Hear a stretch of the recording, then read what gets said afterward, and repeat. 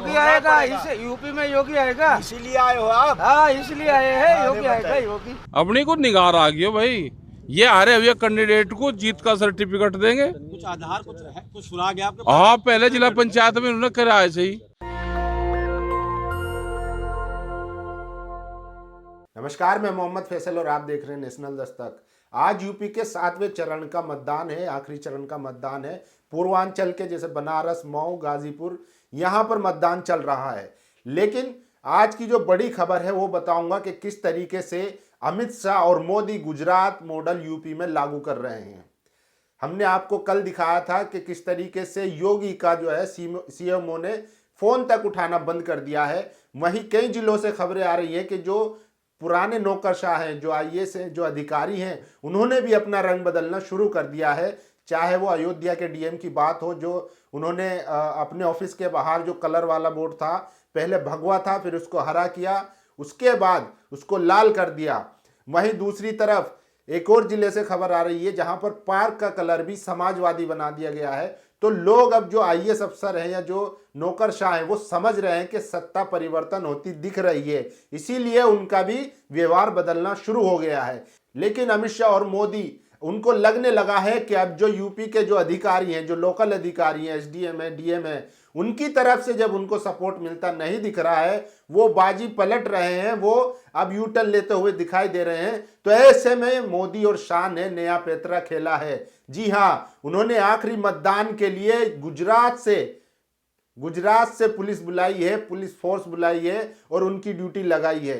ये मैं नहीं कह रहा हूं, वीडियो के साथ, सबूतों के साथ आपको दिखाऊंगा कि किस तरीके से गुजरात पुलिस को बनारस में बुलाया गया है। और ये एक बड़े नेता ने ट्वीट करके जानकारी दी है, वो भी दिखाऊंगा। इसीलिए कल राकेश टिकैत ने कहा था कि ये लोग बेईमान हैं, चोर हैं और वोटों की चोरी करने के लिए किसी भी हद तक पहुंच सकते हैं। इसीलिए जितने भी किसान भाई हैं, जो आम नागरिक हैं, जिन्होंने वोट दिया है, जिन्होंने लोकतंत्र को बचाने के लिए वोट दिया है, वो लोग जो है स्ट्रांग रूम के बाहर पहरा दे। 2 दिन तक कोई सोएगा नहीं, कोई घर नहीं जाएगा, क्योंकि उनकी चिंता है कि ये लोग वोटों में धांधली कर सकते हैं। अब ऐसे में जब खबर आ रही है कि गुजरात पुलिस को यूपी में बुला लिया गया है, तो इससे भयावह और क्या होगा। क्या उत्तर प्रदेश में जो पुलिस थी या जो वहां की जो पुलिस फोर्स थी वो कम पड़ गई। और इस पर चुनाव आयोग भी खामोश है कि आखिर गुजरात पुलिस को यूपी में बुलाने के पीछे का क्या कारण है। आप लोग समझ सकते हैं।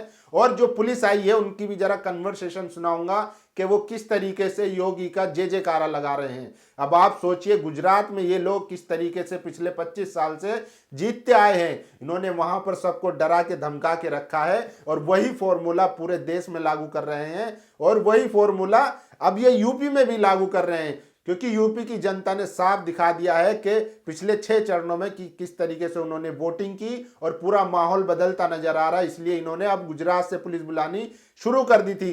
कल जिस तरीके से प्रयागराज में, इलाहाबाद में छात्रों की भीड़ थी और वो आखिरी मतदान के लिए अपने घरों के लिए जा रहे थे और नारेबाजी कर रहे थे, योगी मुर्दाबाद, अखिलेश जिंदाबाद, वो भी एक संकेत था जिससे योगी जी की और मोदी की घबराहट साफ साफ दिखती है। इसीलिए इन्होंने अब अपने जो इनकी विश्वसनीय पुलिस है, जिनके दम पे ये उछलते हैं, गुजरात पुलिस, उसको अब यहाँ उत्तर प्रदेश में डिप्लॉय कर दिया है। तो आइए देखते हैं कि किस तरीके से, वो सबूत दिखाता हूँ, वो वीडियो दिखाता हूँ कि किस तरीके से यूपी में गुजरात पुलिस की एंट्री हो चुकी है। और इसके पीछे की जो है नियत भी आप समझ सकते हैं और मकसद भी आप समझ सकते हैं कि आखिर गुजरात पुलिस को उत्तर प्रदेश में बुलाने का क्या मकसद है। ये देखिए, योगेंद्र यादव ने ट्वीट किया है, उन्होंने लिखा है, देखिए ये गुजरात पुलिस है जो यूपी में चुनाव संपन्न करने आई है। ये वीडियो आज यानी कि 6 मार्च का है। नारायणपुर जिला मिर्जापुर से वाराणसी मार्ग पर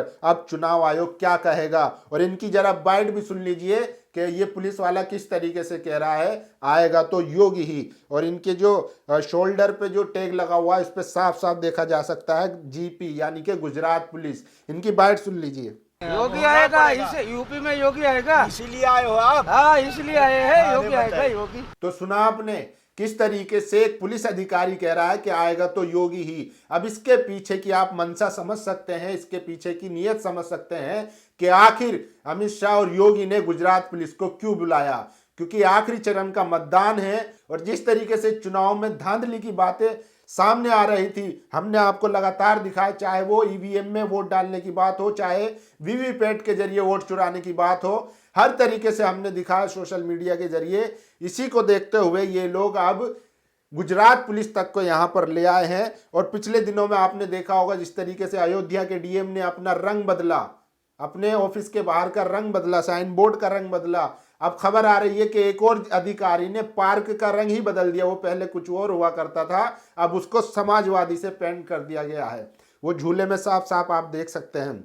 गुजरात पुलिस पे ही एक ट्वीट करते हुए सूर्य प्रताप सिंह आईएएस जो रिटायर है, उन्होंने लिखा है, बनारस में गुजरात पुलिस की उपस्थिति, नारायणपुर मिर्जापुर से बनारस मार्ग की सूचना वायरल। सेंट्रल फोर्सेस की पर्याप्त संख्या होने के बावजूद अन्य राज्यों की पुलिस की क्या आवश्यकता आ पड़ी। इलेक्शन कमीशन इस पर क्या कहेगा, स्पष्ट करे। स्टील फ्रेम इतना भी चरमराना नहीं चाहिए। तो आप समझ सकते हैं कि जब उत्तर प्रदेश में ऑलरेडी जो सेंट्रल फोर्सेज हैं वो उनकी संख्या प्राप्त है, उनकी ऑलरेडी ड्यूटी लगी हुई है, उसके बावजूद भी गुजरात पुलिस को बुलाना यूपी चुनाव में, आप साफ समझ सकते हैं कि किस तरह का संकेत है 10 तारीख को क्या होने वाला है। हमने आपको लगातार दिखाया, चाहे लखनऊ में हथौड़ी छेनी लेकर ईवीएम तोड़ने की बात हो या और दूसरे चरणों में वोटिंग की चोरी की बात हो, हमने आपको लगातार दिखाया है। एक जगह तो खबर आ रही थी कि बटन कोई भी दबाओ वोट कमल को ही जा रहा था। इसके पीछे की आप मंशा समझ सकते हैं। अब वहीं दूसरी तरफ इसके अलावा ये एक और खबर देखिए कि बनारस में जो बीजेपी के नेता हैं वो किस तरीके से दारू और मुर्गा बांटते हुए पकड़े गए हैं। बनारस पुलिस ने उनको गिरफ्तार कर लिया है, अब वो उनकी गिरफ्त में है। तो आप समझिए, इन लोगों ने पैसा बांटा, दारू बांटी, हर तरीके से हर हथकंडा अपनाया, लेकिन फिर भी इनको दिख रहा है कि इस बार जनता का मूड रोजगार, शिक्षा और हॉस्पिटल इन सब पर है। इसीलिए ये लोग इतना घबराए हुए हैं कि इनको गुजरात पुलिस को बुलाना पड़ गया है। अब राकेश टिकैत की ये बाइट भी सुन लीजिए जिसमें वो कह रहे हैं कि ये लोग चोरी कर सकते हैं, इसीलिए 10 मार्च तक 2 दिन तक जो है किसानों को स्ट्रांग रूम के पास पहरा देना पड़ेगा, क्योंकि इन लोगों ने जिला पंचायत में भी इस तरीके का काम किया था।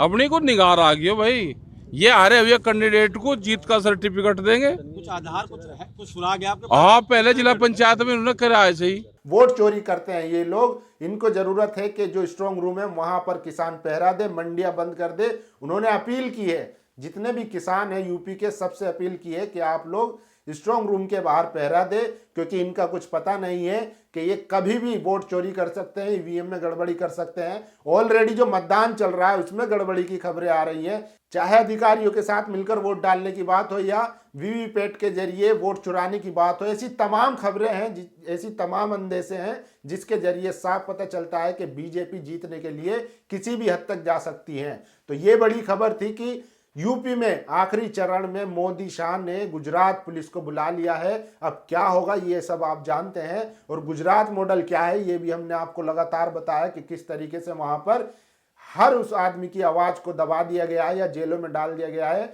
जो मोदी और अमित शाह के खिलाफ थी। तो ये बड़ी खबर थी कि आज जो है उत्तर प्रदेश में आखिरी चरण में गुजरात पुलिस की एंट्री हो चुकी है। बाकी आप समझदार हैं, आप सब समझ सकते हैं। हमारा काम था आपको अवगत कराना, और हमारी जिम्मेदारी थी कि हम आपको ये खबर दिखाएं जो हमने दिखाई। इस वीडियो पर आपकी क्या राय है, आप अपनी राय जरूर दीजिए। शुक्रिया। नेशनल दस्तक की आपसे गुजारिश है कि अगर इसको बचाना चाहते हैं तो नेशनल दस्तक को सब्सक्राइब करने के लिए रेड कलर के सब्सक्राइब बटन को दबाएं, फिर बेल आइकन की घंटी दबाएं। नेशनल दस्तक को बचाने के लिए बहुत जरूरी है कि हर खबर को शेयर करें, लाइक करें, कमेंट जरूर करें।